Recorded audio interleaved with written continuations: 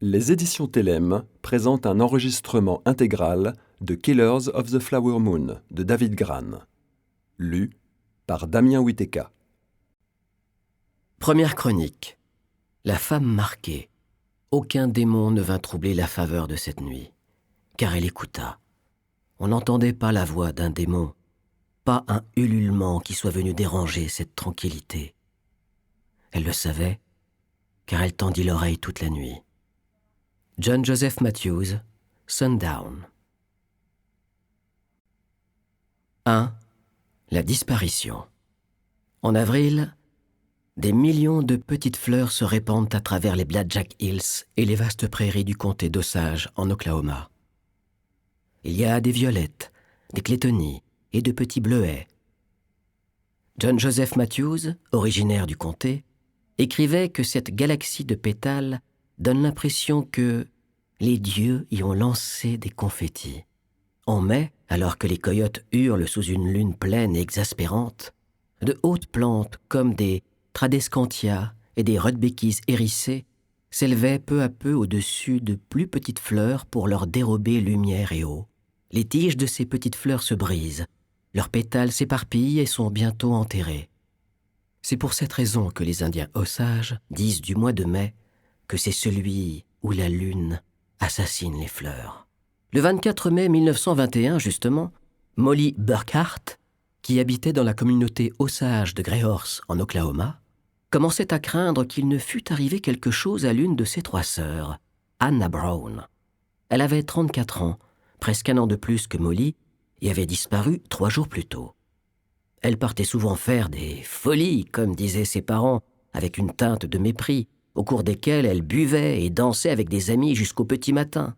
Mais cette fois-ci, les nuits s'étaient succédé et Anna ne s'était pas montrée sur le perron de Molly comme elle en avait l'habitude, avec ses longs cheveux noirs légèrement entremêlés, ses yeux sombres et brillants comme du verre.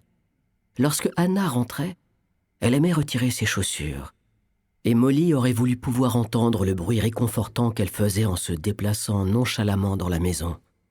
Au lieu de cela, il y régnait un silence aussi calme que dans la prairie. Molly avait déjà perdu sa sœur Minnie, presque 3 ans auparavant. Sa mort était survenue à une vitesse foudroyante, et bien que les médecins allaient attribuer à une étrange maladie dégénérative, Molly continuait de penser que ce décès avait quelque chose d'anormal, car Minnie n'avait que 27 ans et avait été en parfaite santé jusque-là. Tout comme ses parents, Molly et ses sœurs avaient leur nom inscrit sur les rouleaux Osage, ce qui était la preuve de leur appartenance à la tribu. Cela voulait aussi dire qu'elle était à la tête d'une petite fortune.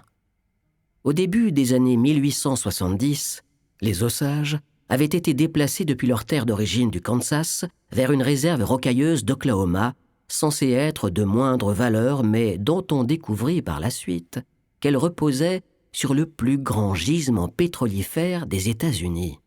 Pour y accéder, les chercheurs devaient louer les terres aux Osages et leur reverser des royalties.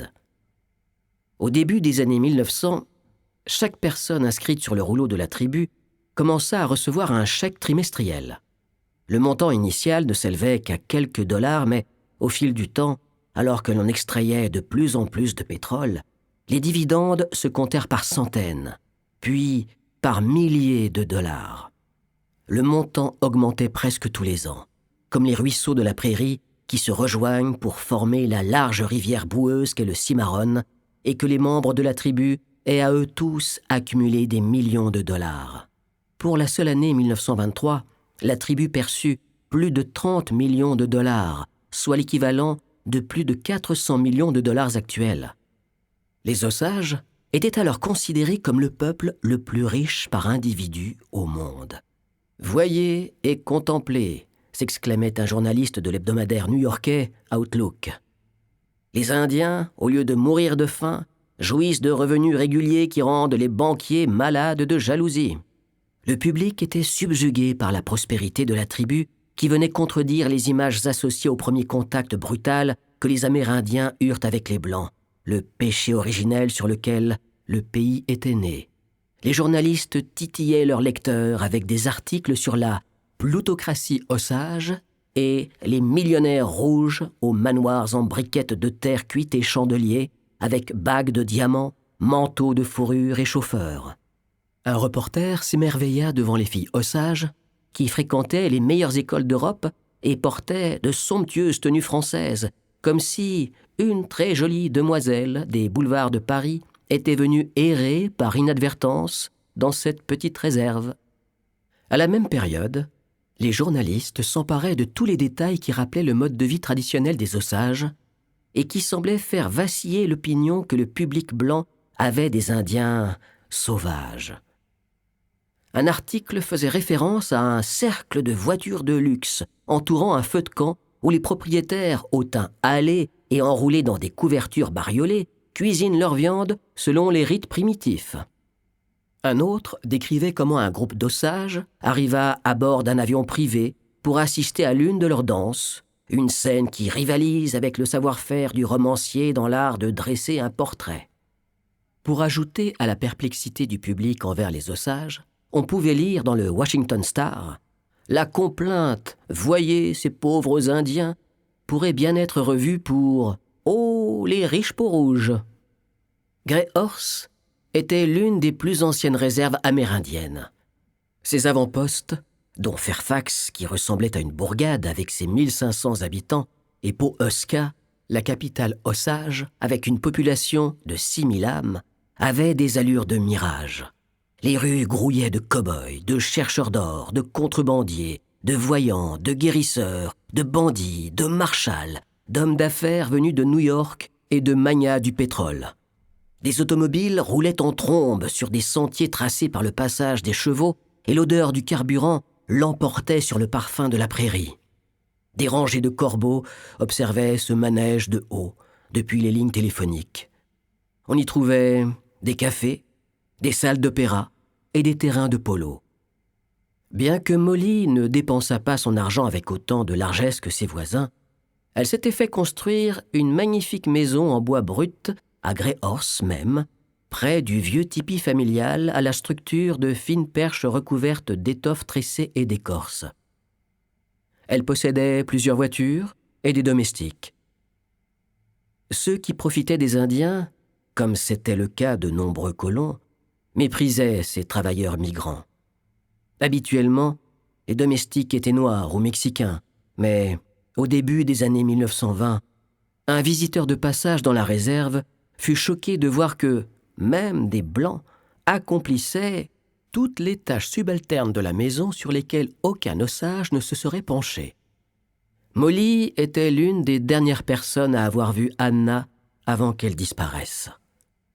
Ce jour-là, le 21 mai, Molly s'était levée à l'aube, vieille habitude qu'elle tenait de l'époque où son père saluait le soleil tous les matins. Elle entendait le chœur des sturnelles, des bécassines et des tétras des prairies, aujourd'hui recouverts par le bruit des derricks martelant le sol. Contrairement à de nombreux amis à elle, qui évitaient de porter les habits Osage, Molly enveloppait ses épaules d'une couverture indienne. Elle ne s'était pas non plus fait une coupe à la garçonne et laissait ses longs cheveux noirs déferler dans son dos, dévoilant son visage saisissant, aux pommettes hautes et aux grands yeux marrons. Son époux, Ernest Burkhart, avait grandi avec elle. C'était un blanc de 28 ans, doté de la physionomie idéale pour faire de la figuration dans des westerns. Cheveux bruns coupés courts, yeux bleus ardoise, mâchoire carrée. Seul son nez venait déséquilibrer son portrait. On aurait dit qu'il avait reçu un coup ou deux dans un saloon. Fils d'un pauvre cultivateur de coton ayant grandi au Texas, il fut émerveillé par les récits des Osage Hills, ce vestige de la frontière où les cow-boys et les Indiens erraient encore. En 1912, à 19 ans, il fit son sac, tel Huckleberry Finn qui se tire pour le territoire, et partit vivre chez son oncle, un gardien de troupeau autoritaire nommé William K. Hale, à Fairfax. Ce n'était pas le genre d'homme qui vous demandait de faire quelque chose. Il vous ordonnait de le faire, dit un jour Ernest à propos de Hale, qui devint son père adoptif. Bien qu'Ernest passât le plus clair de son temps à faire des courses pour son oncle, il travaillait parfois comme chauffeur en livrée, et c'est ainsi qu'il fit la connaissance de Molly en la conduisant en ville. Ernest avait tendance à boire du moonshine, de l'alcool de contrebande, et à jouer au poker avec des hommes à la réputation douteuse. Derrière cette brutalité, toutefois, on devinait de la tendresse et un sentiment d'insécurité, et Molly tomba amoureuse de lui. La langue maternelle de Molly était l'osage, mais elle se débrouillait en anglais grâce aux cours qu'elle avait suivis à l'école. Néanmoins, Ernest étudia sa langue jusqu'à ce qu'il puisse la parler couramment. Molly souffrait de diabète, et il s'occupait d'elle lorsque ses articulations lui faisaient mal et que son estomac la brûlait. Après avoir appris qu'un autre homme avait des vues sur elle, il lui avait marmonné qu'il ne pourrait pas vivre sans elle. Se marier n'avait pas été facile pour eux. Les amis d'Ernest, qui étaient des brutes, se moquèrent de lui et le traitèrent d'homme à squaw. Les 3 sœurs de Molly avaient elles aussi épousé des Blancs, mais elle se sentit le devoir de célébrer un mariage dans la tradition osage, comme l'avaient fait ses parents. Elle, dont la famille avait pratiqué un mélange de tradition osage et de rituels catholiques, ne pouvait comprendre pourquoi Dieu lui laissait trouver le chemin de l'amour pour l'en détourner ensuite. Ainsi, en 1917, Ernest et elle échangèrent les alliances, faisant le vœu de s'aimer pour l'éternité. En 1921, ils avaient déjà une fillette, Elizabeth, âgée de 2 ans, et un fils, James, qui avait 8 mois et que tout le monde appelait « Cowboy ». Molly s'occupait aussi de sa vieille mère, Lizzie, qui avait emménagé avec eux après le décès du père de Molly. À cause du diabète de sa fille, Lizzie avait eu peur qu'elle ne meure jeune et implorait ses autres filles de prendre bien soin d'elle. Mais, en vérité, c'est Molly qui s'occupait des autres. Le 21 mai était censé être un jour de fête pour Molly. Ce jour-là, elle avait du monde à déjeuner, car elle adorait recevoir. Après s'être habillée, elle donna à manger aux enfants. Cowboy avait parfois d'horribles douleurs dans les oreilles, et elle lui soufflait dedans jusqu'à ce qu'il arrête de pleurer. Molly tenait son intérieur avec un soin méticuleux, donnait des instructions aux domestiques au fur et à mesure que le désordre menaçait d'envahir sa maison, et tout le monde s'affairait, sauf Lizzie qui était tombée malade et restait au lit. Molly pria Ernest de téléphoner à Anna afin de lui demander si, pour une fois, elle pouvait venir s'occuper de Lizzie. Anna était l'aînée de la famille et avait, de ce fait, un statut particulier aux yeux de sa mère. Même si c'était Molly qui s'occupait de Lizzie, Anna était la plus gâtée malgré son tempérament difficile. Quand Anna apprit que sa mère avait besoin de son aide, elle sauta dans un taxi et fit bientôt son apparition, des souliers vernis rouges aux pieds, une jupe et un châle indien assortis. Au creux de son bras pendait un sac à main en peau d'alligator. Avant d'entrer, elle avait recoiffé à la hâte ses cheveux emmêlés par le vent et s'était mis du fond de teint. Molly remarqua toutefois qu'elle marchait d'un pas mal assuré et qu'elle bafouillait. Anna était ivre. Molly ne put cacher son mécontentement. Un petit nombre d'invités étaient déjà arrivés.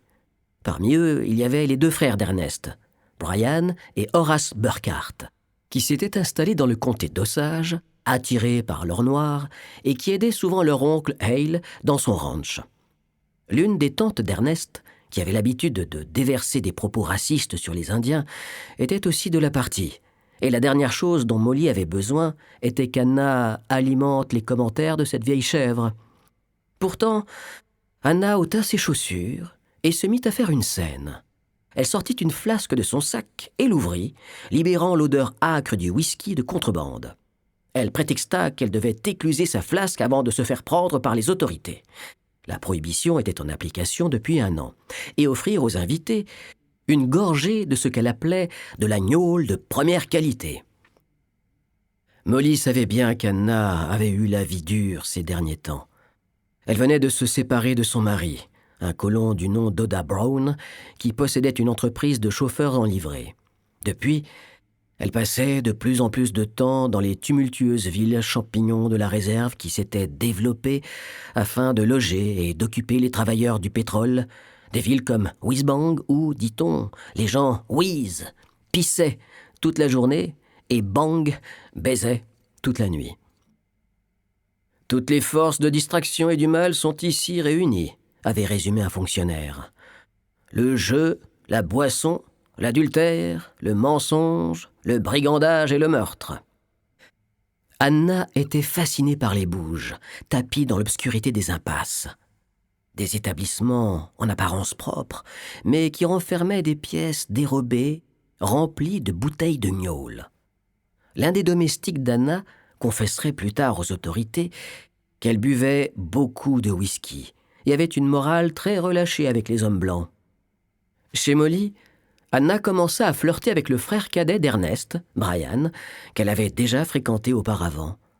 Il était plus ténébreux qu'Ernest et avait d'insondables yeux tachetés de jaune, des cheveux fins et gominés plaqués en arrière. Un policier qui le connaissait le décrivit plus tard comme un petit ouvrier.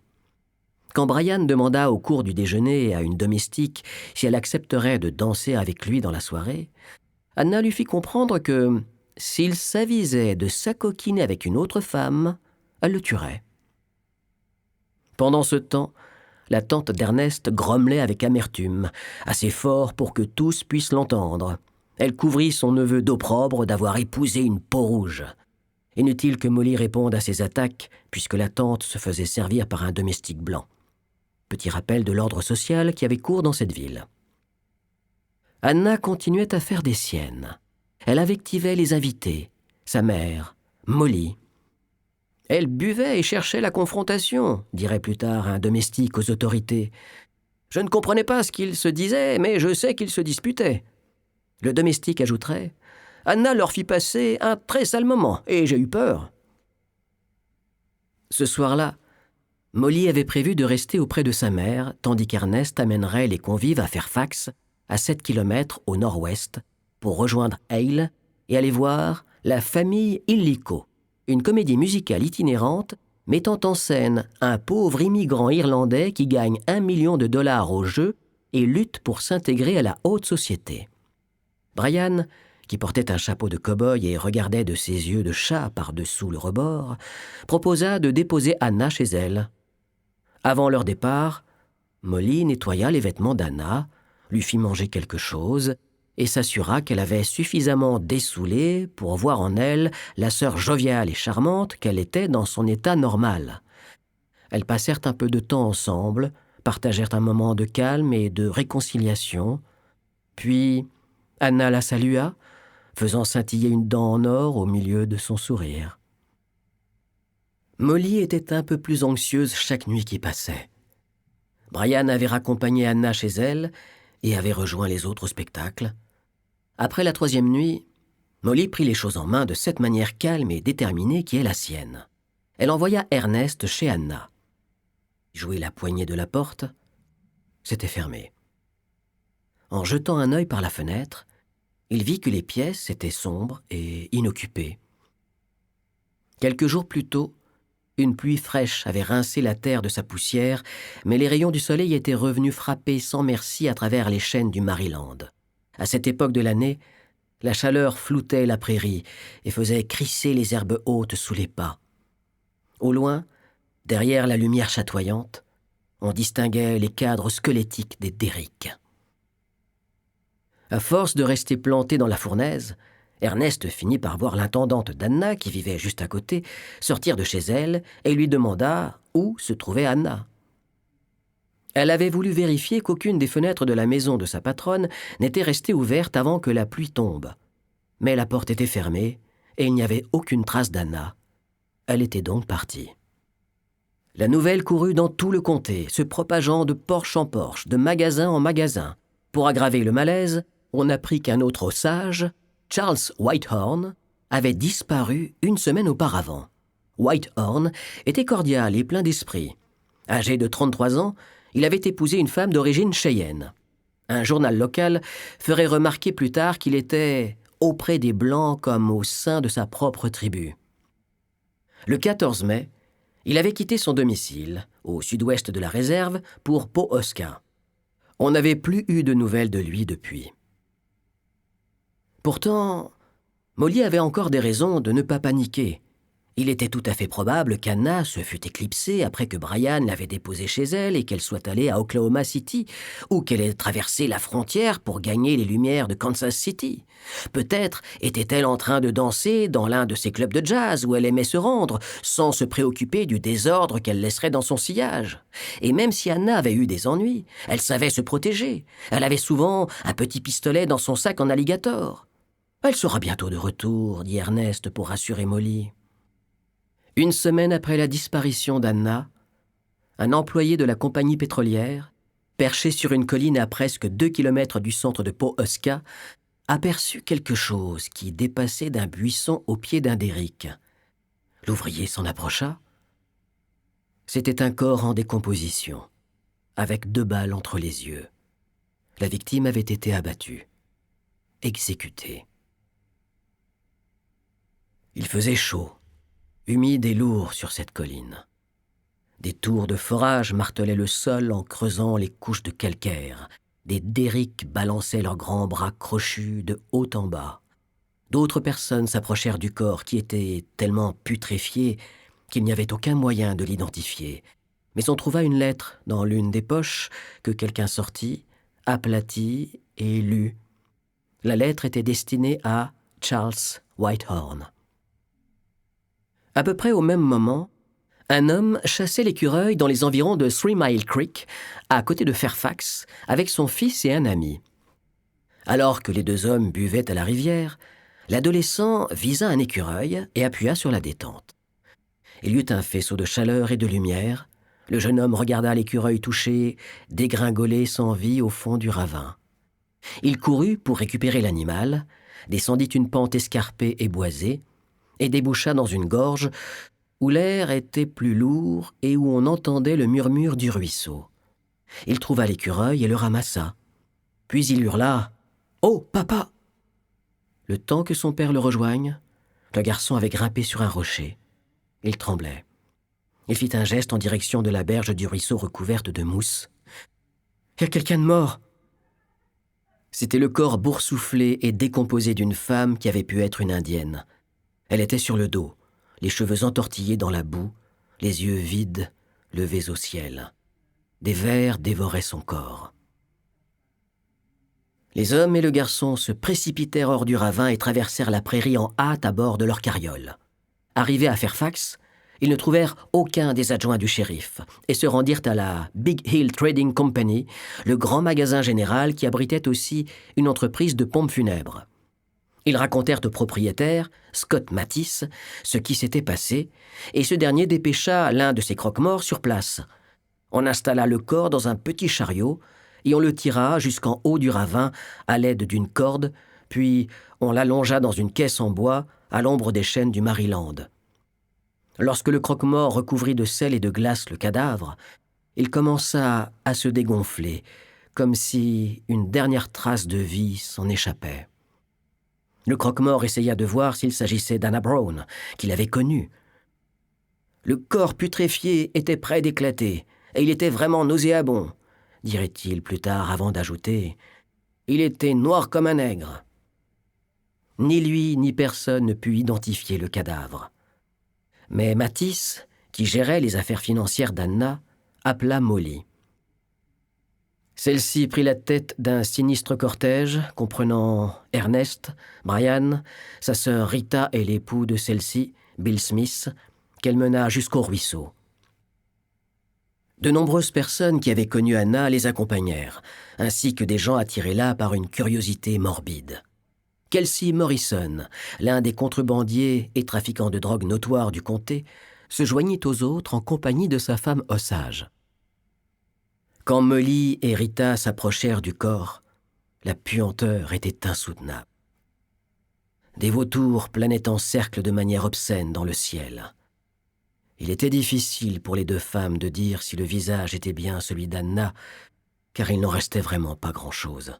Mais elles reconnurent le châle et les vêtements que Molly avait lavés le jour de sa disparition. Puis, Bill, le mari de Rita, ramassa une petite branche avec laquelle il ouvrit la bouche et ils purent voir les prothèses en or d'Anna. C'est elle, il n'y a pas de doute. Rita se mit à pleurer et son mari la conduisit à l'écart. Finalement, Molly admit qu'il s'agissait bien d'Anna. Molly, qui gardait son sang-froid quelles que fussent les circonstances, s'éloigna du ruisseau avec Ernest. Les ténèbres qui allaient détruire non seulement sa famille, mais aussi sa tribu, venaient de se manifester pour la première fois. 2. Par la main de l'homme ou celle de Dieu. On constitua rapidement une enquête de coroner composée du juge de paix et d'un jury. Ce type d'enquête était courant à l'époque, où les simples citoyens devaient assumer le lourd fardeau des enquêtes criminelles et du maintien de l'ordre. Bien des années après la Révolution américaine, l'opinion publique restait hostile à la création de services de police, craignant qu'ils ne deviennent le bras armé de la répression. Les citoyens préféraient répondre aux cris de la foule en traquant eux-mêmes les suspects. En 1928, Benjamin N. Cardozo, futur juge de la Cour suprême, nota que ces poursuites n'étaient pas prises à la légère ni menées en traînant les pieds, mais avec honnêteté, courage et en faisant usage de toutes les ressources opportunes à disposition. Ce n'est qu'au milieu du XIXe siècle, après l'essor des villes industrielles et les vagues d'émeutes urbaines, après que la peur des prétendues « classes dangereuses » n'eut supplanté la peur de l'État, que les services de police firent leur apparition aux États-Unis. Au moment de la mort d'Anna, ce genre d'organisation policière prise en main par les citoyens avait déjà été remplacé, mais certains de ces vestiges étaient toujours d'actualité, tout particulièrement dans ces contrées aux confins géographiques et historiques du pays. Le juge de paix désigna les membres du jury parmi les Blancs présents au ravin, dont faisait partie Matisse. Ils avaient pour mission de découvrir si la vie d'Anna lui avait été arrachée par la main de Dieu ou par celle des hommes. Et s'il s'agissait effectivement d'un crime, il faudrait en déterminer le mobile et les auteurs. On demanda à 2 médecins, les frères James et David Shawn, qui suivaient la famille de Molly, de pratiquer une autopsie du corps d'Anna. Ils se penchèrent sur lui, entourés des enquêteurs, et commencèrent leur examen. Chaque cadavre a sa propre histoire. La fracture de l'os hyoïde, un petit os situé dans la partie antérieure du cou qui soutient la langue, peut indiquer que la personne a été étranglée. Des marques sur le cou aide à déterminer si le tueur s'y est pris à main nue ou a utilisé une corde. Un simple ongle retourné peut en dire long sur la lutte fatidique. Un manuel de médecine légale très utilisé au XIXe siècle soulignait qu'un homme de science, face à un cadavre, doit prendre note du moindre détail. Les frères Shawn disposèrent une planche en guise de table opératoire. Ils sortirent quelques outils rudimentaires de leur mallette médicale, dont une scie. La chaleur s'insinuait dans l'ombre. Des mouches affluaient. Les médecins inspectèrent les vêtements que portait Anna, sa robe, sa culotte longue, à la recherche d'accrocs ou de taches particulières. Ne trouvant rien, ils essayèrent de déterminer l'heure du décès, ce qui est plus difficile qu'on le croit généralement, surtout lorsque la mort remonte à plusieurs jours. Au XIXe siècle, les scientifiques estimaient avoir résolu cette énigme en étudiant les différentes étapes par lesquelles le corps passe après la mort, la rigidité des membres, rigor mortis, le changement de température, algor mortis, et l'évolution de la couleur de la peau à cause de la coagulation du sang, livor mortis. Mais les pathologistes se rendirent rapidement compte qu'il fallait tenir compte de nombreuses variables, allant du taux d'humidité de l'air au type de vêtements portés par les défunts, pour évaluer le degré de décomposition avec précision. Cela étant, il est toujours possible de faire une estimation approximative de l'heure du décès, et les frères Shawn conclurent que celui d'Anna datait de 5 à 7 jours. Les médecins déplacèrent légèrement la tête de la jeune femme sur la planche en bois. Une partie de son cuir chevelu avait été arrachée, dévoilant un petit trou parfaitement rond à l'arrière du crâne. « On lui a tiré dessus !» s'exclamèrent les Shun. Les membres de la commission d'enquête furent sidérés. En regardant de plus près, ils remarquèrent que le diamètre du trou était plus ou moins celui d'un crayon de papier. Pour Matisse, c'était une balle de calibre 32 qui en était la cause. En retraçant la trajectoire de la balle, qui était entrée par le sommet du crâne, les doutes se dissipèrent. Anna avait été abattue froidement. À cette époque, les policiers étaient encore pour la plupart des amateurs. Il était rare qu'ils aient suivi une formation ou se soient confrontés aux récentes méthodes d'enquête scientifique, tout particulièrement en matière d'analyse d'empreintes et de traces de sang. Les shérifs de la frontière, particulièrement inexpérimentés, étaient surtout des as de la gâchette et des pisteurs. On attendait d'eux qu'ils dissuadent leurs concitoyens de commettre des actes criminels et appréhendent les bandits armés, vivants si possible, morts si nécessaire. Un officier incarne littéralement la loi et il n'y a rien d'autre que son propre jugement et son index posé sur la détente pour se dresser entre lui et l'exécution d'un suspect, pouvait-on lire dans le Tulsa World en 1928, après la mort d'un ancien policier qui avait travaillé en territoire osage. Ces hommes sont souvent seuls pour faire face à une bande d'escrocs de la pire espèce. Il n'est pas surprenant d'apprendre que la frontière entre les bons et les mauvais représentants de l'ordre était poreuse lorsque l'on sait qu'ils ne recevaient qu'un maigre salaire et des primes faméliques pour récompense de leur dextérité au tir. Même le chef de la bande des Dalton, brigand notoire du XIXe siècle, avait été shérif dans la réserve Osage. À l'époque à laquelle Anna fut abattue, le shérif du comté d'Osage, chargé de maintenir l'ordre presque tout seul, était un homme de 58 ans et 150 kilos, nommé Harve M. Fries. Un livre d'histoire de l'Oklahoma de 1916 décrit Fries comme une terreur pour les fauteurs de troubles. Mais on murmurait aussi qu'il savait se montrer magnanime avec certains criminels et qu'il avait laissé le champ libre à des tenanciers de tripots et des contrebandiers comme Kelsey Morrison et Henry Grammer, un champion de rodéo qui avait fait un séjour en prison pour meurtre et contrôlait la distribution locale de moonshine. L'une des personnes qui avait travaillé pour Grammer avoua ceci aux autorités.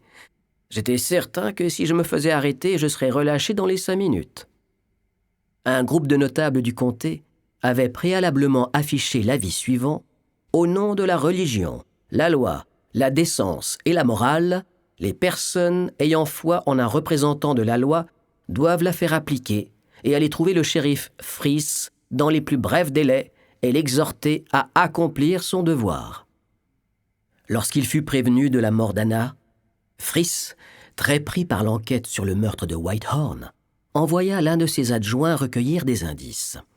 Fairfax disposait d'un marshal, l'équivalent d'un commissaire de police, qui retrouva l'adjoint au ravin, tandis que les frères Shawn poursuivaient leur autopsie. Pour identifier l'arme du crime, il fallait extraire la balle qui semblait toujours logée dans la tête d'Anna. Les Shawn empoignèrent leur scie et découpèrent le crâne, puis déposèrent délicatement le cerveau sur la planche. La cervelle était en très mauvais état, se rappellerait David Shawn. Il était impossible de distinguer par où la balle était entrée. Il prit une tige et sonda la masse cérébelleuse. Impossible de récupérer la balle. Les représentants de l'ordre descendirent jusqu'au ruisseau pour ratisser la scène de crime. Sur la berge, un rocher taché de sang indiquait l'endroit où le corps d'Anna avait reposé. Il n'y avait aucune trace de la balle, mais l'un des hommes découvrit une bouteille au sol, remplie d'un liquide clair. Ça sentait le moonshine. Ils en déduisirent qu'Anna s'était assise sur le rocher pour boire et qu'une personne s'était approchée d'elle par derrière, lui avait tiré dessus à bout portant et qu'elle s'était effondrée. Le marshal remarqua que 2 voitures différentes étaient passées entre la route et le ravin. Le shérif adjoint ainsi que les enquêteurs accoururent à son appel. Il semblait que les 2 voitures étaient venues du sud-ouest avant de faire demi-tour. On ne trouva aucun autre indice significatif. Les hommes manquaient de formation scientifique et ne relevèrent ni la trace des roues, ni les empreintes sur la bouteille. Ils ne vérifièrent même pas s'il y avait des traces de cordite sur le corps d'Anna. On ne prit aucune photo de la scène de crime qui, de toute façon, fut polluée par toutes les personnes venues participer à l'enquête. Quelqu'un se donna la peine de récupérer les boucles d'oreilles sur le corps d'Anna afin de les rapporter à la mère de Molly, qui était trop malade pour s'aventurer jusqu'au ruisseau. Lizzie les reconnut immédiatement. Anna était bien morte. Pour elle, ainsi que pour tous les Osages, la naissance de sa fille avait été accueillie comme une bénédiction de Wakonta, la force mystérieuse qui habite le soleil, la lune, la terre et les étoiles, la force autour de laquelle les Osages organisent leur vie depuis des siècles dans l'espoir de trouver l'ordre au milieu du chaos et de l'agitation terrestre, la force invisible, distante, bienfaitrice, prodigieuse, mutique. Beaucoup d'Osages avaient abandonné leurs croyances, mais Lizzie y tenait encore. Un représentant du gouvernement s'était plaint de ces mères qui, comme Lizzie, faisaient perdurer les vieilles superstitions et méprisaient les pratiques et les idées modernes.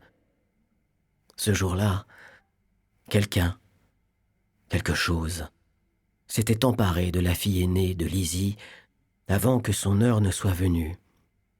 C'était peut-être le signe que Wakonta leur avait retiré sa bénédiction et que le monde basculait dans un vaste chaos. La santé de Lizzie se dégrada, comme si le deuil était devenu sa véritable maladie. Molly comptait sur le soutien d'Ernest. Un avocat qui les connaissait tous les deux nota que sa dévotion envers sa femme indienne et ses enfants est plus qu'inhabituelle et frappante. Il réconfortait Molly tandis qu'elle consacrait tout son temps à l'organisation des funérailles de sa sœur. Il fallait acheter des fleurs, un cercueil en métal blanc et une stèle de marbre. Les croque-morts demandèrent une somme exorbitante aux Osages pour cet enterrement. Comme tout le monde, ils essayaient de leur extorquer le maximum d'argent possible. Ils se firent payer 1450 $ pour le cercueil, 100 pour embaumer le corps et 25 pour la location du corbillard.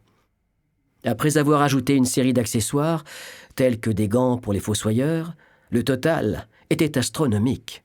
Un notaire du coin reconnut un jour « On en était arrivé à un stade où on n'enterrait plus aucun Osage à moins de 6 000 $, l'équivalent aujourd'hui de 80 000 $.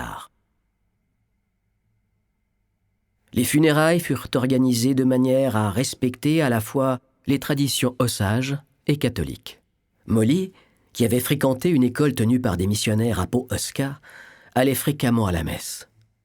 Elle aimait se retrouver sur les bancs de l'église, quand la lumière du dimanche matin filtrait à travers les vitraux et qu'elle écoutait le sermon. Elle aimait aussi se tenir au courant des derniers potins auprès de ses amis, et il n'était pas rare le dimanche. Le service funéraire commença. William Hale, l'oncle d'Ernest, très proche d'Anna et de toute la famille de Molly, aida donc à porter le cercueil. Le prêtre entonna l'hymne médiéval « Dies Irae » qui se conclut sur cette supplication « Doux Jésus, notre Seigneur, accorde-lui le repos éternel. » Après que le prêtre eut aspergé le cercueil d'eau bénite, Molly prit la tête du cortège, composé de sa famille et d'autres personnes venues honorer la défunte, jusqu'au cimetière de Grey Horse, un endroit calme et isolé qui surplombait la prairie. Le père de Molly et sa sœur, Minnie, y étaient enterrés, côte à côte, et une fosse humide et sombre, fraîchement creusée, attendait le cercueil d'Anna. Sa stèle portait l'inscription « Vous me retrouverez au ciel ». Habituellement, On ouvrait le cercueil une dernière fois avant la mise en terre, afin de permettre aux proches de faire leurs adieux. Mais le corps d'Anna était en trop mauvais état.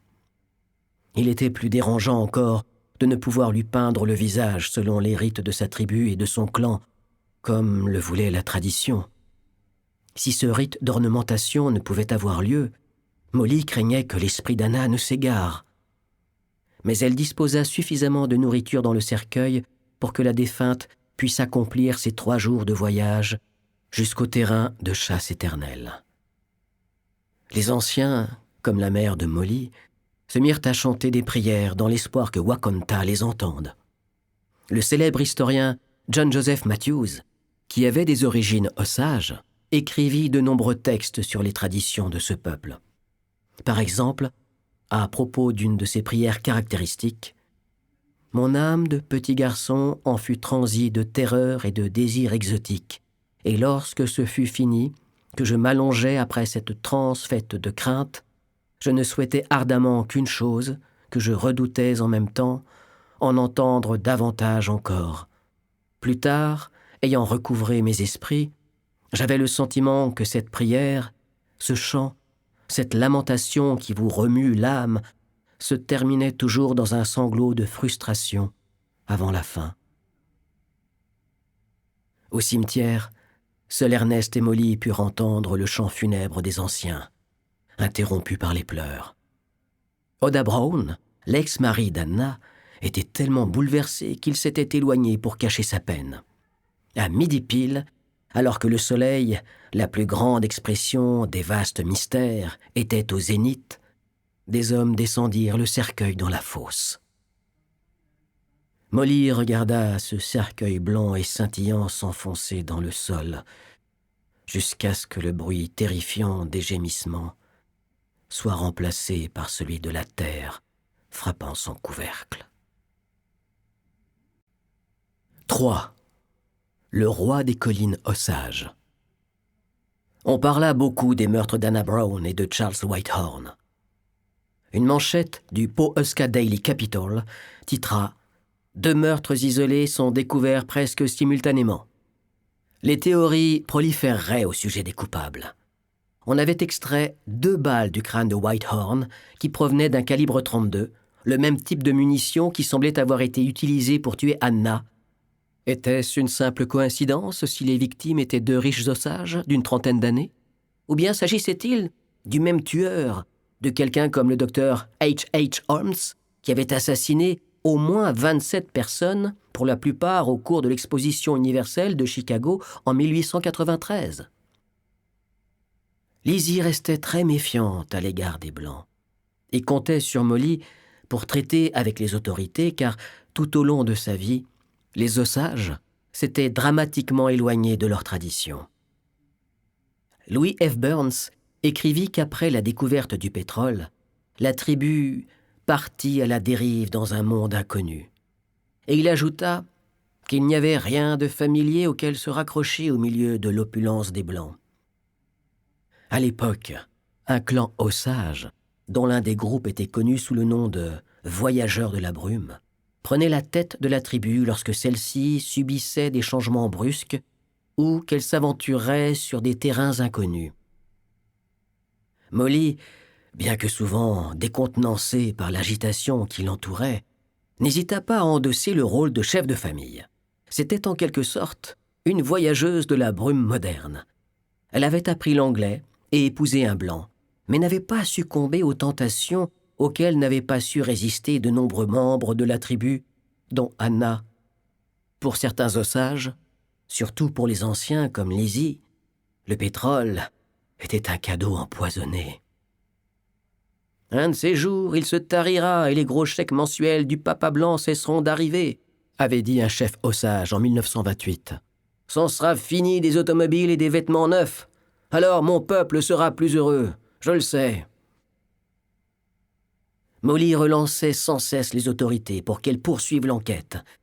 Mais la plupart des responsables policiers ne se sentaient pas vraiment concernés par l'assassinat de ce qu'ils jugeaient n'être qu'une peau rouge refroidie. Molly se tourna donc vers l'oncle d'Ernest, William Hale. Ses affaires étaient très implantées dans tout le comté, et il était devenu une importante figure locale et un ardent défenseur de l'ordre, afin de protéger ce qu'il appelait les âmes qui vivent dans la crainte de Dieu. Hale, avec sa tête de chouette, ses cheveux noirs et raides, ses petits yeux vifs, renfoncés et sombres, s'était installé dans la réserve 2 décennies auparavant. Tel le personnage de Thomas Sutpen dans le roman de Faulkner, il donnait l'impression d'être arrivé de nulle part, d'être un homme dont on ignorait l'histoire. Débarqué sur ce territoire avec pour toutes affaires à peine plus de vêtements que ceux qu'il portait et un Ancien Testament tout déformé, il se lança dans ce qu'un de ses proches appela un combat pour sa survie et sa fortune, au milieu d'une civilisation à l'état brut. Hale devint cow-boy dans un ranch. Avant que les trains viennent sillonner le Grand Ouest, les cow-boys conduisaient le bétail du Texas jusqu'au territoire Osage, où les troupeaux venaient brouter les luxuriantes graminées avant de poursuivre leur migration vers le Kansas, d'où les bêtes seraient envoyées en train dans les abattoirs de Chicago et d'autres grandes villes. Ces transhumances venaient alimenter la fascination que les Américains portaient aux cow-boys, mais le travail n'avait rien de romanesque. Hale se tuait à la tâche, pour un salaire de misère. Il essuyait des tempêtes de grêle, de sable et des orages, survécut même à plusieurs charges d'animaux pendant lesquelles il devait resserrer progressivement le troupeau avant que les bêtes ne le piétinent. Ses habits empestaient la sueur et le fumier. Il avait souvent les membres meurtris, lorsqu'ils n'étaient pas carrément brisés. Finalement, entre son bas de laine et quelques emprunts, il put acheter son propre troupeau en territoire Osage. « C'est l'homme le plus énergique qu'il m'ait été donné de connaître », se souvint quelqu'un qui avait investi dans son affaire. Même lorsqu'il traversait la rue, sa démarche donnait l'impression qu'il se dirigeait vers quelque chose de grand. Hale fit rapidement faillite. Cet échec amer ne fit qu'attiser la fournaise de son ambition. Après avoir remis le pied à l'étrier du commerce de bétail, il passa de nombreuses nuits dans une tente sur la prairie balayée par les vents, hanté par une rage solitaire. Des années plus tard, un journaliste écrivit qu'il s'agitait devant un feu comme un animal en laisse. Il se frottait nerveusement les mains au-dessus des flammes, le visage pourpre animé par le froid et l'excitation. Il travaillait avec cette fièvre qui habite ceux qui ne craignent pas seulement la faim, mais aussi le Dieu de l'Ancien Testament, celui qui peut punir comme il a puni Job et à n'importe quel moment. Il maîtrisa l'art et la manière de marquer, écorner, castrer et vendre du bétail. Au fur et à mesure qu'il gagnait de l'argent, il achetait de nouveaux terrains aux Osages et à ses voisins pionniers, jusqu'à posséder près de 20 000 hectares de terre de la meilleure qualité, ainsi qu'un petit magot. Après quoi, il travailla sur lui-même. De cette manière mystérieuse et bien américaine, il échangea son pantalon en loques et son chapeau de cow-boy pour un costume de dandy, un nœud papillon et un chapeau de feutre. Il orna son regard de fines lunettes rondes, puis il épousa une institutrice avec laquelle il eut 2 filles qu'il adorait. Il se mit aussi à réciter de la poésie. Pony Bill, le légendaire forain du Grand Ouest qui fut un temps l'associé de Buffalo Bill, décrivit Hale comme un gentleman de très grande classe. Il fut nommé shérif adjoint de la réserve à Fairfax, position qu'il occupait toujours à l'époque du meurtre d'Anna. Ce titre était honorifique, mais l'autorisait à porter un insigne, à avoir quelques hommes à son service et à garder un pistolet dans sa poche et un second à sa hanche. Il aimait dire que ses armes incarnaient son autorité de représentant de la loi. Au fur et à mesure que sa fortune et son pouvoir grossissaient, les politiciens venaient chercher son soutien, se sachant incapables de gagner les élections sans sa bénédiction. Il était à la fois plus travailleur et plus rusé que ses rivaux, ce qui lui attira de nombreux ennemis mortels. Certaines personnes le détestaient, admit un ami à lui.